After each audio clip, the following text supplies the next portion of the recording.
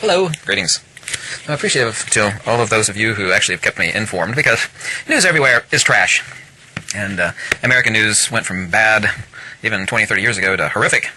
And now it's the most unreliable. You'd actually get more accurate news from the Cartoon Network from any news organization in the United States. Inaccurate, hyperbole, just pure garbage. There's so much that's going down, and I have proof that I anticipated this last year in the videos that I made saying that this stuff would go down. Also, to all the stuff, which is fascinating, no one's talking about this, all the stuff that all these talking heads said, oh, it's never going to happen, never. It's happening, and it's going full bore. It's going flat out like a rocket train. It's just going flat out. People said it's never going to happen. I knew they were liars. Specifically what they were fools. A lot of Australians are incredibly ticked off. They sent me a live. I watched live streams. Can't believe I watched an hour of it. I kind of watched it out of the corner of my eye. None of that stuff has made the news here in the United States. And once again, that's not important, though. But there have been enormous marches in Australia. I'm going to get to the important stuff here very, very quickly. Huge protests and marches in France. I don't know how widespread it is in France, but apparently the magic juice passport is still going ahead. Absolutely incredible. Check their magic juice status. Face 1 year in a prison sentence and a €45,000 fine. Are you kidding me? What do you feel about that? There's enough talking, jabbering fools out there telling you what they think and feel. It's like, let's just get to the facts, okay? A couple people from Indonesia sent me this, and it was a really complicated chart. It has a flow chart of, what if this, then that. So if you're a native Indonesian citizen, I don't know when this goes into effect, but from Indonesia, if you're returning back to the country after being gone for a while, or, whatever, if you're coming back to the country, you have to get the magic juice to get back into your own country.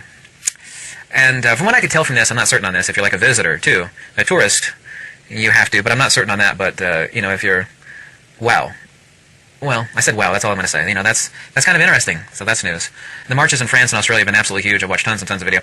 I am seeing actual food shortages out of England, contrary to what a few people in England have told me, and I researched this quite heavily, believe it or not, and it turns out the English are calling it the Pingdemic, as in ping your phone. What it is that your phone is tracking your every move, essentially, apparently, and if your phone says you've been, within farting distance of someone else who is, got the cooties, then your phone tells you need to go home and isolate yourself. And so all these people that should be driving trucks and stocking the grocery stores, their phone has told them, I don't know what the exact wording is, so maybe somebody from England could tell me, their phone pings, it goes, ping, you've been within 5 feet of somebody that's got the cooties. It says something like that. So you need to go home and isolate yourself. I laughed. I didn't comment. Okay, I just laughed. I'm sorry. So that's what the English are calling this. They're calling it the Pingdemic. And by the way, if you're in Australia and you've never been in the United States, I'd say flat out 99.999% of Americans love the hell out of Australians. And no American, really, generally speaking, has any clue about the really radically bizarre things that I hear coming out of Australia. And I've seen videos, and I've heard a hearsay about people sending me emails. These people have no reason to lie to me, these mini Australians, especially when they're reporting the same thing.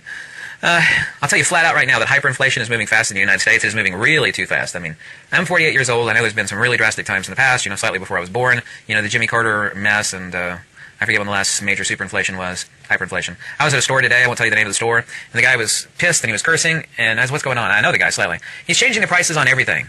He said corporate told him, it's a big chain. I won't tell you the store, but it's a big chain that sells a lot of diverse stuff. It's not a grocery store. Changing the prices on everything, essentially, in the store. It's like, well, the changes don't show up in the computer yet, but I mean, he's literally applying new stickers to everything and changing the little sticker code showing the price. Like on a $100 item, it's going up $5 or $6 on average. He's telling me, I took a picture of it. He didn't want me to take a picture of him changing the prices. Like, I don't want to be in the picture. Like, okay. But if I have to post a picture of it up, I will. He's got a big pile of stickers there. The price of everything's changing. It's not going down. Someone was telling me on live stream yesterday that someone predicted that the cost of a hamburger. Cost of a hamburger is going to go up to 40 or 50 bucks. I absolutely don't believe that. Actually, I know it's 100% impossible, because long before a hamburger reaches, and we're not talking about, rich people, if a hamburger's 50 bucks, they don't care. Long before a hamburger reaches 40 or 50 bucks, even before it reaches 30 bucks, I will tell you flat out, not my opinion, that hell itself will rip open in not a good way. Long before a hamburger reaches 30 or 40 bucks. What is it? Someone can bring me the statistic. It's something like 95% of Americans, if like a $600, emergency bill hit, something like a $500 or $600, your car broke down, or, some sort of medical thing you had to do, that something like 95% of Americans don't have an emergency $500 or $600 set aside, because they're just tapped out bill-wise. With hyperinflation, increased gas prices, and I can tell you flat out right now, food prices are substantially higher right now, that there's not much more of a limit. This is the reason, too. And I am no Chicken Little the sky. I don't know if you know what Chicken Little is. The sky is falling, doom and gloom. I am not one of those people at all, but I can see what's over the horizon, because I have my head on a swivel, and I know that the average Joe doesn't even have $500 or $600 saved up. With increasing gas prices and inflation on everyday goods, including food, that things are reaching critical mass. They are, and I don't think that. I know that. So I've been watching Land every day now for many years, and I can tell you flat out right now, watching it every day, so sometime, usually twice a day, that every like 99% of every decent piece of land that's like greater than 4 acres, not only have land prices shot up like crazy, even just in the past few months. Every piece of land, I exaggerate you not, like roughly right around 3 acres and above is vanished. It's just gone. On the land that I look at, it is gone. On a daily basis, I would see, on average about 10% of stuff that's like 10 to 50 acres, right? Now it's gone from 10% to like 1% every 3 days. This is what's going to come to the United States, and this is a direct quote. According to a senior White House official, multiple agencies are involved in the planning of magic juice passports. Of course, magic juice is my words. Potentially, magic juice credentials could play a role in multiple aspects of daily life. So, multiple White House officials say multiple agencies in the U.S. government are involved in the planning of magic juice passports. I'm not interested in making a comment in this video one way or the other, but I don't need a crystal ball in front of me either to tell you if that happens. This is not France and Italy, and this is not Greece and Cyprus, and is not Australia. I don't even need to finish that sentence. I don't even need to finish that sentence. I'll let you intuit what it was I was going to finish that sentence with. One thing I've really been good at is been reading the room, as they call it. It's like, I can see when things are about to pop. I've actually been extremely good at that. So, if that goes into effect, the world is trying to set up a medical apartheid, and that is not good for anybody. Here in the United States, by the way, that would be a violation of a minimum of two amendments. I have to be a legal scholar to tell you that that's an absolute truth. Right now a medical apartheid system is being set up in various parts of the world, and it is expanding. No exaggeration, it's expanding at warp speed. I'm not going to make an opinion about that one way or the other, so don't attack me. I haven't made any comment about any of the stuff I've said in this video one way or the other. But starting about a little over a year and a half ago, roughly, I started selling everything that I own that was not glued down, that I don't absolutely need to work, and, I sold it all, and I've stuck it into hard assets. Hard asset diversification, and I don't give financial advice to anybody. I'll tell you what I've done, because I put my money where my mouth is, because I've been watching with people in the know what they are doing, and I have done exactly what they have done, and I'm 1,000% certain I made the right move by putting into hard assets, not gold and silver, which I know a lot of people have, but land. I suck every penny I have into land. Every freaking penny. Well, essentially every penny. There is a reason, as someone who's been watching land every day now for many, many years, and brother, I'll tell you what, that's me. Any decent-sized piece of land has literally vanished. It's gone. One will pop up every, 5-6 days or something where it's like 5 acres plus, right? But any decent-sized piece has vanished. You know that thing that no scientist has ever figured out? Like, farmers know this. Even before, back in the day before you had NOAA weather radar and you had all this other stuff, like Jim Bob down the holler 30 miles away, there's a storm coming! The farmers would notice their animals getting skittish and acting freaky, and the farmers, that had half a brain, they're like, oh man, there's some bad weather coming.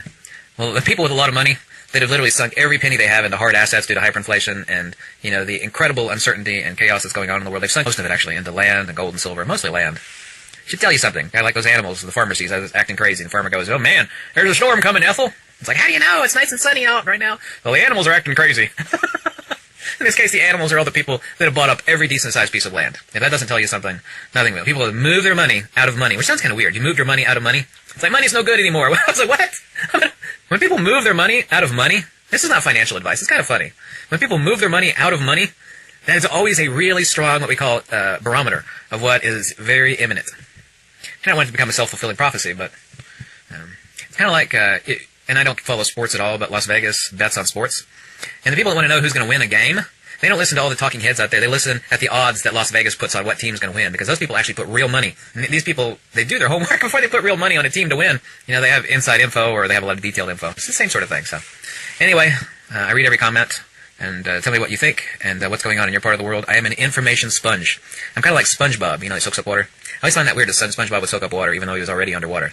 It never made any sense. There's nothing in this video to laugh at. The only reason why I'm laughing is because I got a good night's sleep last night. Thanks for watching.